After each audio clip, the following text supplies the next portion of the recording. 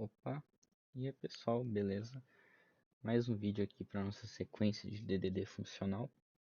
Dessa vez aqui o vídeo de número 4, onde eu espero que vocês entendam o quão importante é a definição de aplicativo para que a gente consiga criar os nossos tipos aqui no Haskell, especialmente as nossas entidades, né, que fazem referência a bastante Value Objects, por exemplo.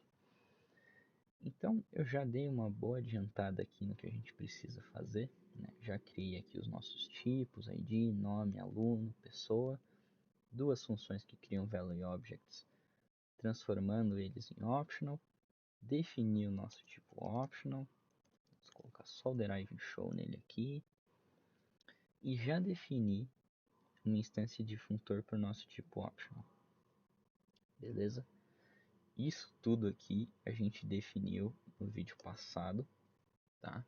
Que a gente explicou como utilizar funtor na criação de entidades. Também pode ser utilizado na criação de outros Value Objects, se você precisar. Tá? Então, basicamente, o que eu quero que a gente entenda nesse vídeo é como um aplicativo funciona, como gerar uma instância de aplicativo do nosso tipo optional e como resolver o nosso problema que a gente encontrou no nosso vídeo passado. Beleza? Então, primeira coisa aqui, eu vou utilizar o apoio do GHCI para explicar para a gente o que é um aplicativo, o que ele espera que a gente defina num aplicativo. Então, vamos lá. O aplicativo ele é uma classe, como a gente pode ver aqui. Para fazer parte da classe de tipos aplicativo, o seu tipo precisa ser primeiro um funtor. Por isso, eu já defini a minha instância aqui de funtor como a gente fez na aula passada, na aula 3. Então, vamos lá. É uma classe que entra um tipo F, que é um funtor, para poder gerar um aplicativo desse tipo F. Tem uma função chamada peer, que recebe um valor A e retorna um functor de A. Tem um operador chamado estrela, que recebe um functor de uma função que pega um elemento A, transforma em B, um functor de A e vai retornar um functor de B. O que a gente já percebe nessa definição? Que ela é bem parecida com a definição de funtor. Qual é a diferença? Que na nossa operação fmap, ao invés de receber um funtor de uma função A para B, a gente recebia uma função de A para B. Isso indica que a instância de aplicativo para o nosso tipo optional vai ser bem parecida com a instância de funtor para o nosso tipo optional. Outra coisa que essa definição aqui já indica para a gente vai ter que ter uma maneira de extrair a função daqui de dentro e extrair o valor A de dentro do nosso funtor, algo muito parecido que a gente fez na definição de fmap. Então, eu vou deixar a definição aqui aberta e a gente vai criar essa instância de aplicativo juntos. Onde preciso definir uma função peer que recebe um valor x e retorna alguma coisa. A gente vai ver o que é. E eu preciso definir um operador que ele vai entrar com um functor de uma função. O que o nosso tipo optional tem? Ele é formado por none e some. Você concorda que se eu entrar com uma função, se eu entrar sem uma função, eu não consigo gerar o meu functor de B, que ele pede aqui? Então, se eu entrar com uma função, ou melhor, sem uma função, eu não consigo gerar nada. Então, a gente vai retornar none. E aqui ele já gera o tipo para a gente. Se eu entrar com uma função, então se eu entrar com some f de x,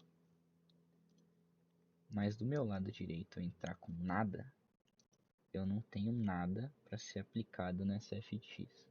Então, eu tenho que retornar nada.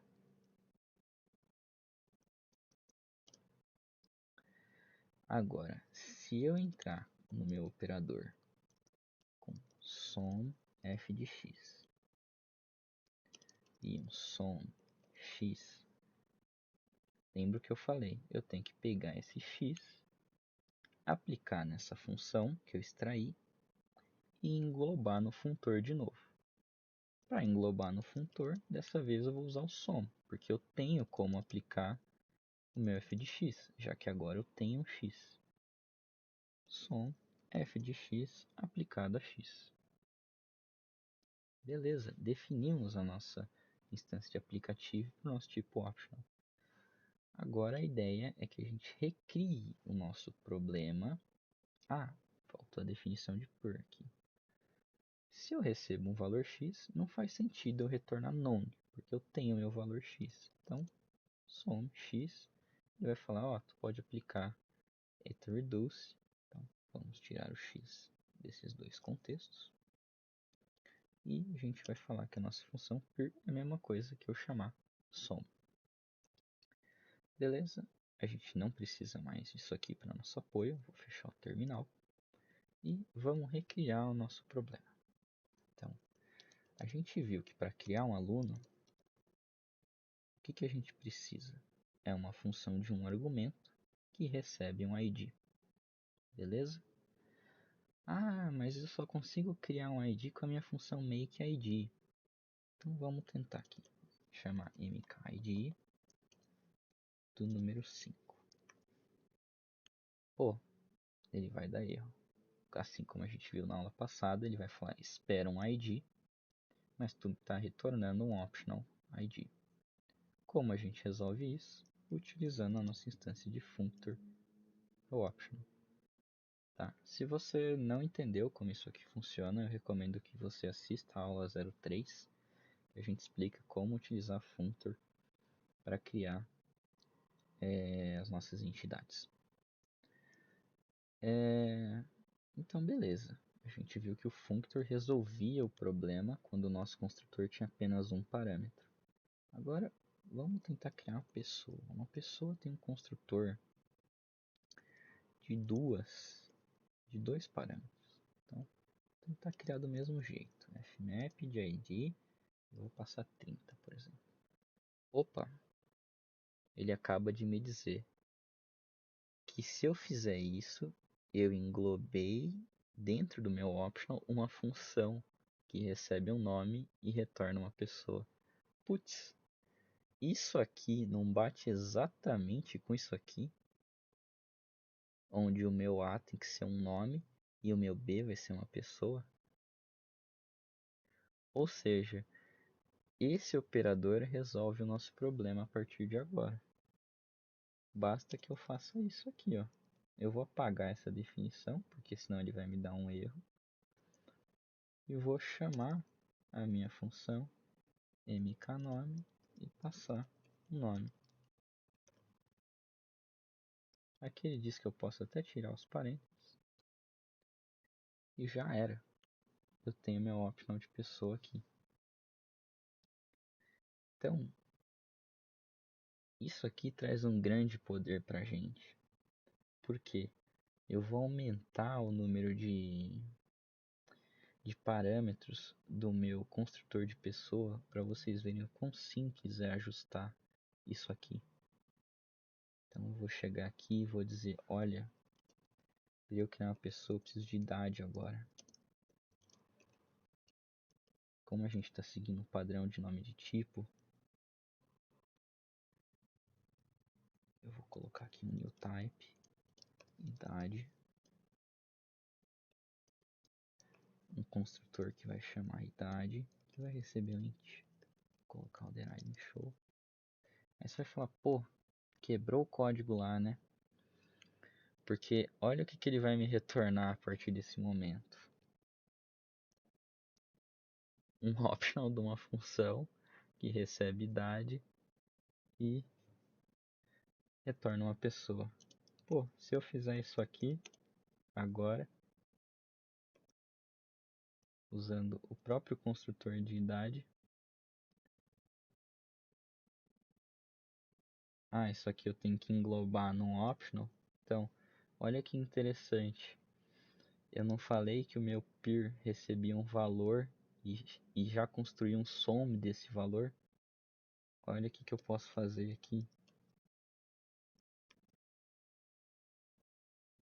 E a partir desse momento, eu não tenho mais um optional de função. Eu tenho a própria construção de pessoa. Então, eu posso ir colocando aqui quantos parâmetros eu quiser, que isso aqui, por incrível que pareça, é o nosso famoso Partner Builder da orientação a objetos. Eu consigo ir adiando a construção do meu objeto o quanto eu quiser. Porque basta que eu faça essas aplicações parciais com o meu padrão aplicativo, que tudo vai funcionar como eu gostaria. Então, eu espero que você tenha curtido ver isso funcionando. Espero que você tenha achado bem útil o padrão aplicativo, porque ele não vai servir só para essa finalidade de criar, né, entidades. Ele tem diversas aplicações, inclusive uma das aplicações mais legais dele é quando a gente está fazendo injeção de dependência. Então, em orientação a objetos, você vai criando, né? Por exemplo, suas classes service e vai adicionando uma dependência que lida com o banco de dados, que é o repository, no caso do DDD. Você quer colocar, por exemplo, às vezes uma outra abstração que manda uma mensagem. E isso você pode fazer com o aplicativo, injetando as suas dependências de maneira dinâmica no seu aplicativo, no seu programa, né? Então é muito útil, serve para injeção de dependência, serve como um partner builder da orientação a objetos, se você quiser montar entidades. E ele é muito bacana, porque uma coisa interessante é que ele vai retornar um optional de pessoa justamente porque a computação podia falhar aqui. Ele podia ter passado um ID inválido. Ou podia falhar aqui, de ter passado um nome inválido, ou aqui com uma idade inválida. Então, é isso, pessoal, para essa aula. Eu acho que a gente cobriu como utilizar aplicativo para a criação dos nossos tipos. Eu espero que tenha ficado claro. E só trazendo aqui uma sintaxe, né, que poderia ser utilizada, ao invés de chamar o fmap, eu utilizar o operador fmap. Né? E a gente tem essa parada que segue mais um fluxo, né? Então recebo make ID, passo para a pessoa, depois make nome, depois impure de idade. Então essa seria uma sintaxe um pouco mais tranquila da gente entender o fluxo. Então, muito obrigado. Não acaba por aqui. A gente tem como melhorar ainda as nossas validações, porque até o momento o que a gente fez foi dizer, olha, se der errado ele vai retornar nothing, né? Ou none nesse caso. Mas geralmente quando uma validação dá errado, você quer saber o porquê dela deu errado, né? Então a gente vai criar na próxima aula, utilizando o conceito de aplicativo e o conceito de functor, o Partner Notification de orientação a objetos. Então a gente vai conseguir ter um container de erros que ele vai guardando exatamente os erros de validação que aconteceram e no final a gente ou vai ter a nossa entidade montada bonitinho ou vai ter uma lista de erros. Então vocês vão ver como é fácil também da gente implementar esse Partner Notification em Haskell, né? Programação funcional em geral. Beleza? Então é isso, pessoal. Até o próximo vídeo aí. Espero que tenham gostado. Comentem, compartilhem. Se não curtiu, se achou que ficou alguma coisa, algum tópico solto, pode dar o dislike. Só peço que comente o porquê, que assim eu consigo melhorar nas próximas vezes. Então, muito obrigado. Valeu e falou!